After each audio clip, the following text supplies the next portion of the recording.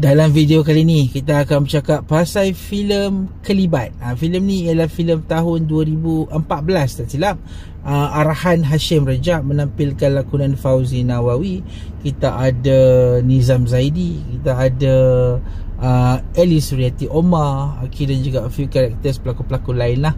Filem ni adalah filem terbitan Metro Wealth, yang mana hampa boleh tonton filem ni ketika inilah secara percuma dekat YouTube.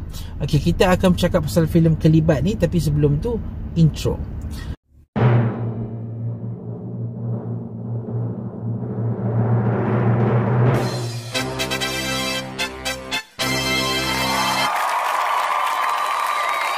Kelibat merupakan sebuah filem yang bagi aku cuba untuk mencari kelainan dalam filem-filem horror.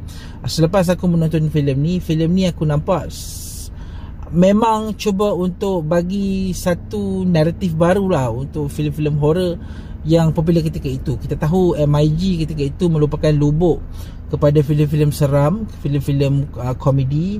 Tiap-tiap tahun dia terbitkan filem, dan filem horror dia pun dah lama-lama kita tengok, kita akan rasa dia ada satu template yang diikuti dari filem ke filem walaupun cerita dia berlainan. So dalam filem ni kita dipaparkan dengan seorang lelaki lah, seorang suami yang mana akhirnya terpaksa membawa isteri dia dan dua orang anak dia yang pada asalnya tinggal dekat rumah kaya ke sebuah kampung terpencil, dan terpaksa menyewa sebuah chalet yang usang. Dekat rumah tu hidup dia memang kucak-kacir lah. Isteri dia memang kutuk dia kau-kau, dan anak-anak dia pun membenci dia. Dan maklumlah orang bandar kan, so sentiasa pandang rendah terhadap orang kampung. So apa yang berlaku ialah di rumah tersebut dia orang diganggu, dan gangguan tu satu, yang satu lagi ialah dia punya pertentangan emosi tu, sebab dia orang di rumah tersebut setiap hari bergaduh. Tetapi satu malam, selepas isteri dia minta cerai, esoknya tu keadaan jadi macam normal. Tetapi walaupun jadi normal, watak Ellie Suryati tu, si ibu tu, Nizam Zaidi tu, si anak apa semua mula mengalami gangguan. Apa yang sebenarnya berlaku? Hampa kena tengok movie ni, sebab ending filem ni memang betul-betul unpredictable lah. Cuma movie ni dia tak bercakap tentang satu naratif yang kompleks, ada Tok Bomo apa, tak ada. Movie ni memang movie yang kosong, tidak ada Tok Bomo. Jangan duk harap ending filem ni ada Tok Bomo mai bagi mantra ke apa, tak ada. Movie ni movie yang lain daripada yang lain.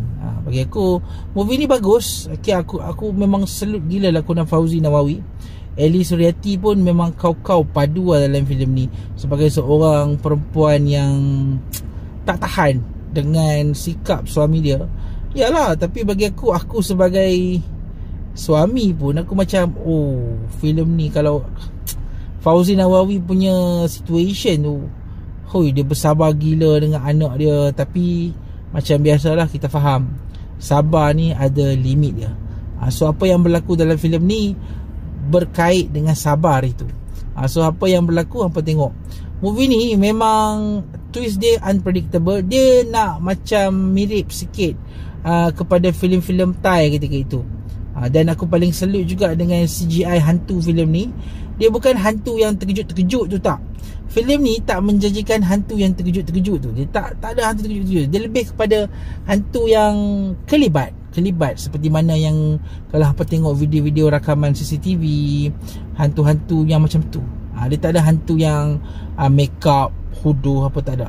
Dan misteri filem ni pun berjaya dikekalkan sampai habis. Cuma aku rasa there are something wrong with the balance between cerita drama keluarga empat orang ni dan juga elemen misteri itu sendiri.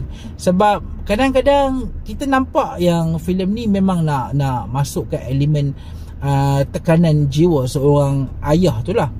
Tetapi dia kadang-kadang melupakan elemen horror yang dia masukkan tu. Dia kadang-kadang tiba-tiba jadi macam ni, tiba-tiba jadi macam ni, jadi macam tu. Tapi on the whole aku salute filem ni, sebab filem ni adalah percubaan Metro 12 untuk tampilkan kelainan dalam filem-filem seram dia. Bayangkan filem ni tak ada bomo.